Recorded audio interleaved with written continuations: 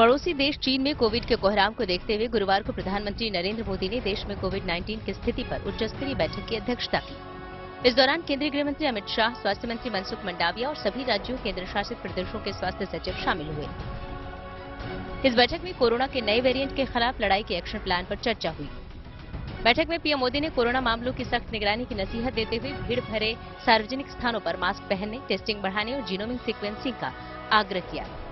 PM ने बुजुर्गों और खतरे की जद में आने वाले कमजोर इम्यूनिटी वाले लोगों के लिए प्रिकॉशन डोज बढ़ाने पर भी जोर दिया। इससे पहले स्वास्थ्य विभाग के अधिकारियों ने एक प्रेजेंटेशन के माध्यम से बताया कि किस तरह से दुनिया के कुछ देशों में कोविड के मामले बढ़ रहे हैं, वहीं दूसरी तरफ भारत में कोविड के मामले तेजी से घट रहे हैं।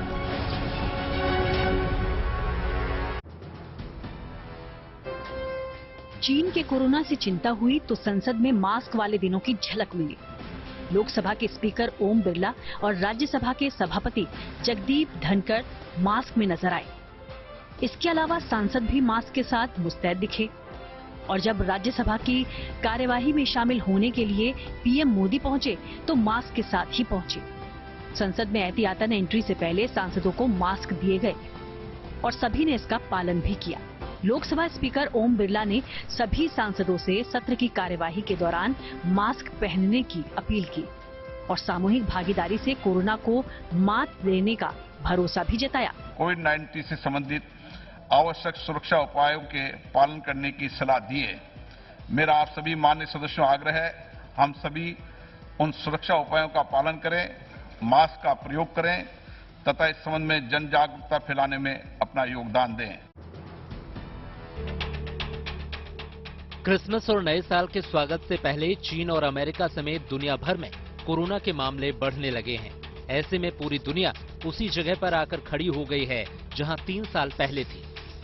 लेकिन भारत को इससे डरने की बिल्कुल भी जरूरत नहीं है, बल्कि अलर्ट रहने की जरूरत है, क्योंकि जानकार मानते हैं कि चीन और भारत के हालात में काफी अंतर है। इसलिए पैनिक होने की नहीं, बस सावधानी बरतने की जरूरत है। तो हमारी सिचुएशन चाइना के हिसाब से अलग है, बेहतर है, लेकिन इसका ये मतलब नहीं कि हम बिल्कुल कुछ ना करें। विजिलेंट रहना जरूरी है।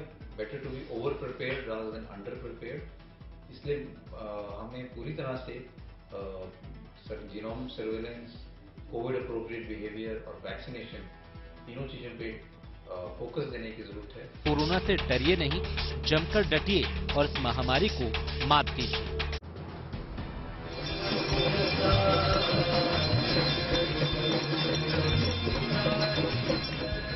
चीन में बढ़ती कोरोना महामारी ने पूरी दुनिया को एक बार फिर चिंता में डाल दिया है। भारत में भी इस महामारी को लेकर लोगों में सतर्कता देखने को मिल रही है। ये तस्वीरें बनारस के अस्सी घाट की हैं। शाम का वक्त है और यहाँ गंगा आरती हो रही है। खास बात यह है कि आरती कर रहे अर्चक और आरती में शामिल लोग मास्क लगाए हुए हैं।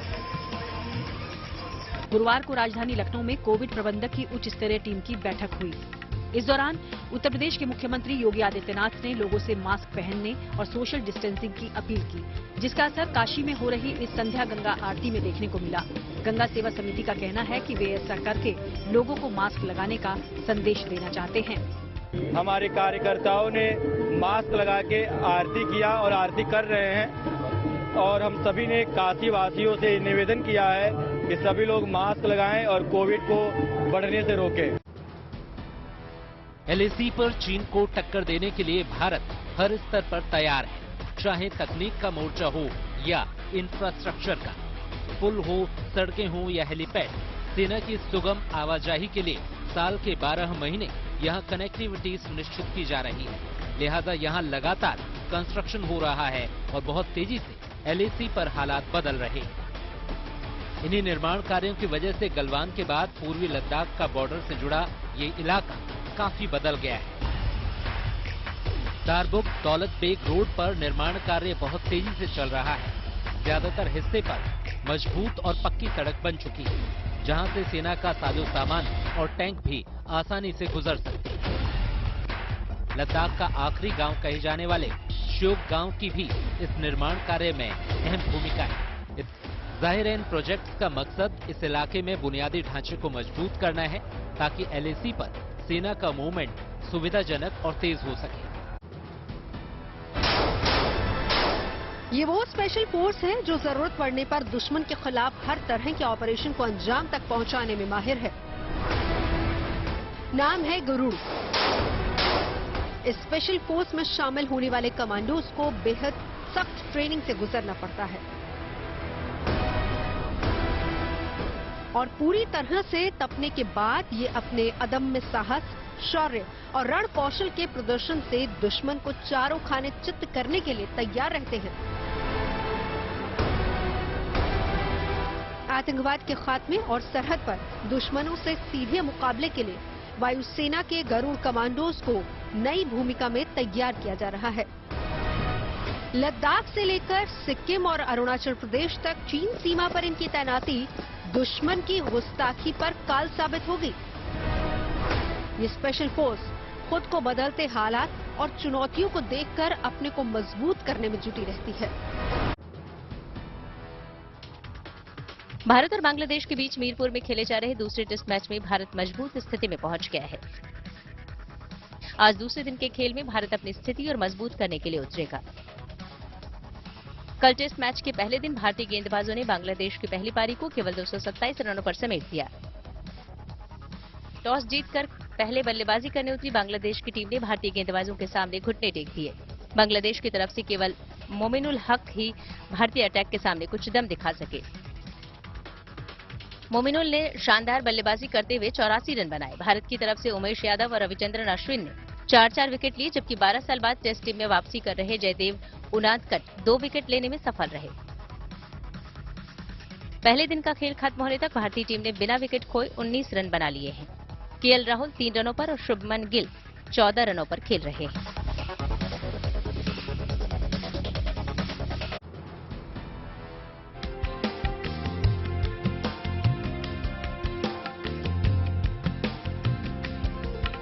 देश के अलग अलग हिस्सों में क्रिसमस की तैयारियां जोर शोर से की जा रही है। बंगाल में क्रिसमस की तैयारी बड़े धूमधाम से की जा रही है। तस्वीरें हुगली के चंदन नगर की हैं। स्क्रीन पर जिस चर्च को आप देख रहे हैं इसे 1691 में तैयार किया गया था। 332 साल पुराने इस कैथोलिक चर्च को क्रिसमस के मौके पर दुल्हन की तरह सजाया गया है। चर्च की इमारत पर जगमगाती ये रंग बिरंगी एलईडी लाइट्स लोगों को खूब पसंद आ रही है। दिन ढलने के साथ ही चर्च के आसपास के इलाकों में पर्यटकों की खूब चहल पहल देखने को मिल रही है। कोरोना महामारी की वजह से 2 सालों के बाद इस चर्च में क्रिसमस सेलिब्रेट किया जा रहा है, लिहाजा क्रिसमस सेलिब्रेशन को लेकर यहां के लोगों का उत्साह देखते ही बन रहा है। सेक्रेड हार्ट चर्च के प्रबंधकों का कहना है कि क्रिसमस वाले दिन यहां स्पेशल म्यूजिकल प्रोग्राम का आयोजन किया जाएगा, जिसमें यहां के स्थानीय कलाकार हिस्सा ले सकेंगे।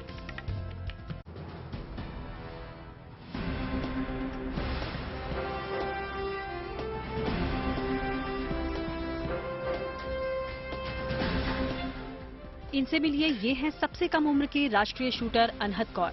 अनहद पंजाब के गुरदासपुर की रहने वाली हैं, जिन्होंने कम समय में राष्ट्रीय स्तर के खिलाड़ियों में अपना नाम दर्ज करवा लिया है। इसी महीने केरल में राष्ट्रीय राइफल संघ की तरफ से एक निशानेबाजी प्रतियोगिता आयोजित की गई, जिसमें अनहद कौर ने 10 मीटर इंडोर ओपन प्रतियोगिता में शानदार प्रदर्शन किया। इस शानदार प्रदर्शन की बदौलत वो अपनी अलग पहचान बनाने में कामयाब रही।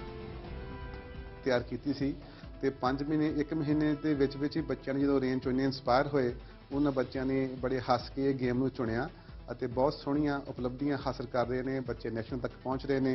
ਹੁਣ ਇੱਕ ਬੱਚੇ ਦੀ ਕਾਮਯਾਬੀ ਤੋਂ ਬਾਅਦ ਇੱਕ ਕਾਫਲਾ ਬਣ ਜਾ ਰਿਹਾ ਜੀ जल्द ही।